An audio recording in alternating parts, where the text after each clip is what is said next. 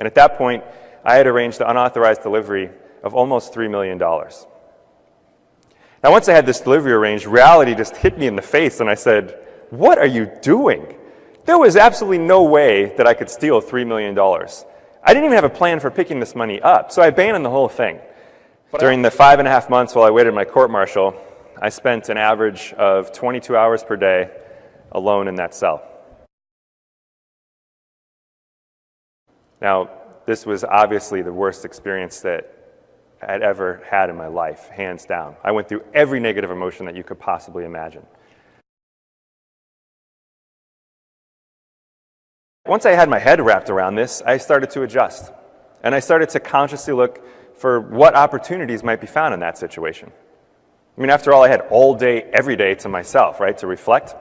And after about 6 months of training, one day I just realized, wow, I am actually thriving in one of the most stressful environments in the world. In fact, I'm actually happier right here in a military prison than I had ever been in my entire life. So to me, this was kind of miraculous, and it gave me a tremendous amount of faith in this practice, and I decided I'm going to go all the way with this training. Since I was learning principally from monks, and everything that they had taught me was working up to that point, I decided I'm going to transform this military prison of mine into a monastery, my own training center for personal development. And so I spent the last 3 years of my time in confinement living and training exactly as a monk lives and trains. So as a result of this training, I discovered both the joy and the power of a life that's devoted to serving others. This led to the work I did for about 3 years, up until January of 2014. I co-founded and led the Gainesville chapter of Kids Kicking Cancer. Now in this program, it's very similar work where we're teaching mindfulness and other personal growth tools through the martial arts, but with a whole different population. We're working with just absolutely amazing young heroes like these guys.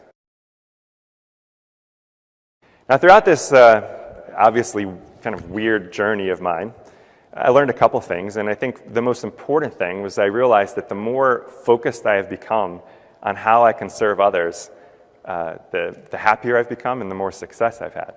Now for me, this shift has been incredibly powerful, and as I saw the power of this in my own life and in the organizations that I was working with, eventually the question came to mind, I wonder what would happen if businesses operated in this way. It occurred to me, if business leaders put serving and caring for team members as a higher priority than quarterly profits or other short-term metrics, they would probably have much greater success over the long term. I wondered, are there any businesses that do this and prove that it works over the long term? And it turns out that there's an entire philosophy of leadership based on this idea of putting serving and caring for team members ahead of the numbers. And it's appropriately called servant leadership, as I'm sure many of you are aware. And there are numerous highly, highly successful organizations that prove just how effective servant leadership can be over the long term.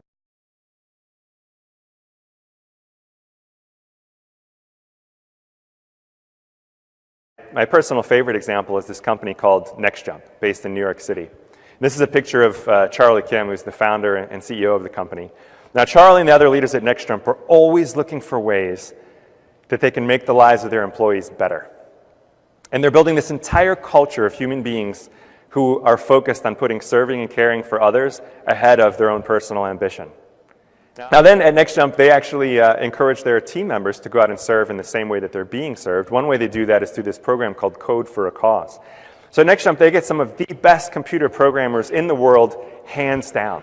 And they encourage these highly, highly talented people to spend at least 2 weeks every year going out to write code for any nonprofit that they want to help. And they are paid their full salary to go do this. These are people making well over 6 figures a year. Now, the results of the program are pretty fascinating. These people go out in teams of 3, and they oftentimes accomplish in 10 days what some of these nonprofits have been trying to do for years. So they come back to the office feeling like rock stars. They've learned real-world skills in a real-world setting, like building mobile applications, things they wouldn't learn at NextJump. And they're inspired to lift the people around them up and encourage them to continue to grow and become the best they can be so they can go out and serve in the same way. They have an award at NextJump called the Avenger Award. I think all of their awards are actually named after superheroes. It's appropriate. The Avenger Award is a $30,000 package. It includes a third week of paid vacation. This award does not go to the top salesperson. It does not go to the top computer programmer. The award goes to the #1 peer-voted most selfless, helpful person in the company. It goes to the best servant leader. Now, I was at the Avenger Award ceremony in the summer of 2014 in 2013. And I got to see this young man named Gauri be announced as the winner. Kind of looks like he should win, doesn't he? This guy's a total sweetheart. He's one of the nicest people I've ever met in my life. Now, you would think there might be some animosity, right? Some jealousy when someone is announced as the winner of a $30,000 package. Not at NextJump. There was 300 people in the room. And when I turned around, he was receiving a standing ovation. And I looked in the eyes of the people in the room, and I noticed that almost everyone had tears in their eyes because it was so inspiring. And the audience included his parents, who were flown in from India to see him receive this honor. Mom looks pretty proud there, doesn't she? That's how devoted NextJump is to building a culture of servant leadership. Now, what do you suppose happens when you build a culture like that? Well, a couple things. One, you get team members who collaborate much better as teams. They work much better as teams. They think much more in terms of we instead of me. You also tend to get the best people in your industry, or in NextJump's case, some of the best people in the world working for you. They're fully engaged while they're on the clock, and they don't want to leave. In 2012, NextJump had almost 18,000 people apply for 35 open positions. That is a hire rate of 0.2%. To put that in perspective, the admission rate to Harvard University in 2012 was 6%. In other words, it was 30 times easier to get into Harvard than it was to get a job at NextJump. The people are so engaged that a couple years ago they asked if they could have a couple of bedrooms put in the office so that they could sleep over on nights when they're just so excited about their work. And at first, Charlie said, "No way! People are going to think we're running a sweatshop if we have bedrooms in the office. Are you kidding me?"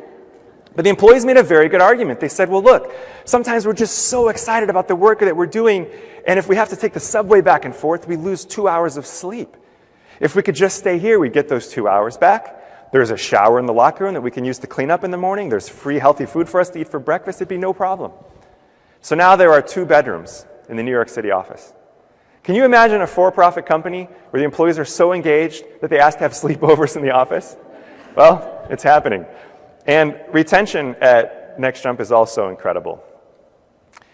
So in the industry average, in the tech space, the industry average for turnover is about 20%. The year that I looked at it, it was actually 22%. So about 1 out of 5 people leave every year, which is very, very costly. Most HR professionals agree that every time you turn over a mid-level employee, it costs you about a year's salary. So if you think of, okay, the industry average is 20%, NextJump might be, 15, 10, no. The turnover at NextJump is less than 1%.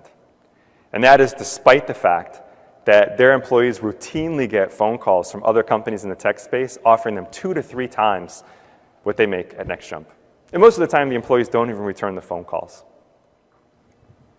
So now I know I've mentioned some very big ways, that leaders are showing how much they care for their people, and it's in some cases it's involving nice perks and things. And I want to make it very clear that what this servant leadership really has nothing to do with the perks. In fact, there's a good amount of research that shows that companies with great perks oftentimes have no better engagement levels than those without them. What it really comes down to is doing little things every single day that prove to the people on our teams, whether they're a permanent member of the team, or I know many of you as planners work with temporary teams when you're planning an event, that show those people that we really truly care about them.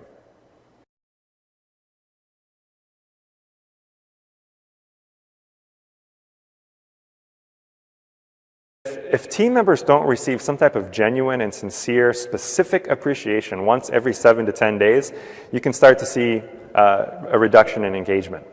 Now, where I think we can take this to a whole nother level and make it an art is when we're having that "how can I serve you" meeting, we can ask somebody, how do you like to be appreciated? Ask somebody, if you were to do something that I just thought was fantastic and I really wanted to appreciate you, What would that look like within reason? And have somebody tell you. And the reason I think this is so important is, let's say, for instance, we have DJ Corey D up here who's chatting with the virtual world, spinning music for them, by the way, she's fantastic. But now let's say I'm DJ Corey D. Let's say she's an introvert, and I want to appreciate her, and I decide, well, I'm going to bring her up here on stage in front of 350 people that are in this room, and I'm going to show her a picture, and maybe I'll even have her give a talk. That would be punishment for an introvert, right? Maybe all she wants is a day off to go walk in the woods, or maybe she plays golf. Or maybe, at the risk of sounding egotistical, maybe she says, Matt, I would just like to have lunch with you and learn more about you,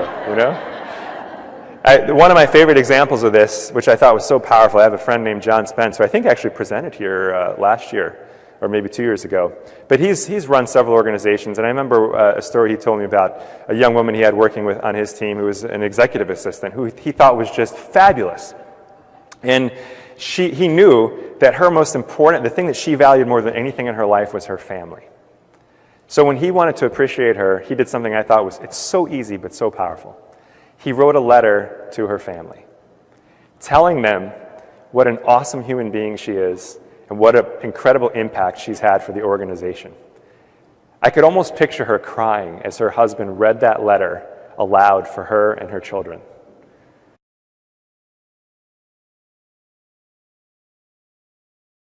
I'd like you to imagine just this hypothetical scenario that your primary purpose for coming to work is not to be a meeting planner or to run a meeting planning department or to run an AV company or to run an association, to run a sales department for a hotel chain. I hope I didn't leave anybody out.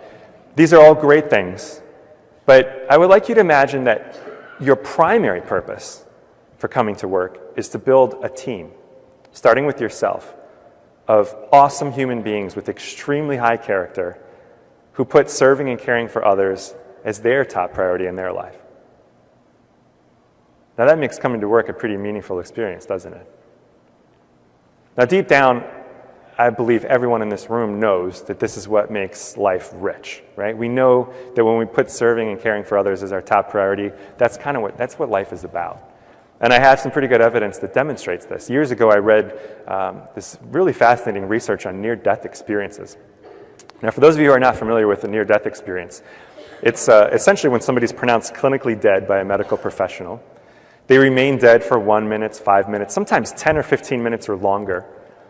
And then they're later revived, and they can actually come back and talk about what it was like to be dead. Now, this research looked at hundreds of cases of near-death experiences from around the world, so there were many aspects of the experience that were reported as being different.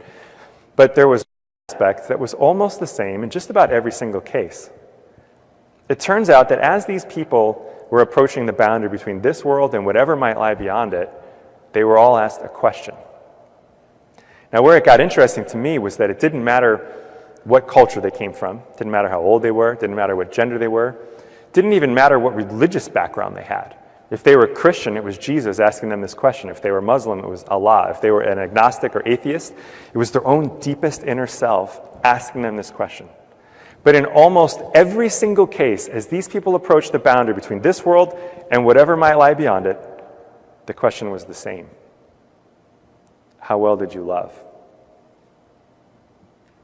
How well did you love? Now, the love we're talking about here is not a feeling. We don't have to like somebody to love them. Love is an action. It's a verb.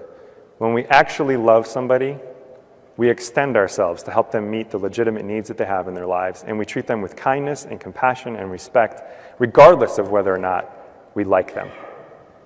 That is love.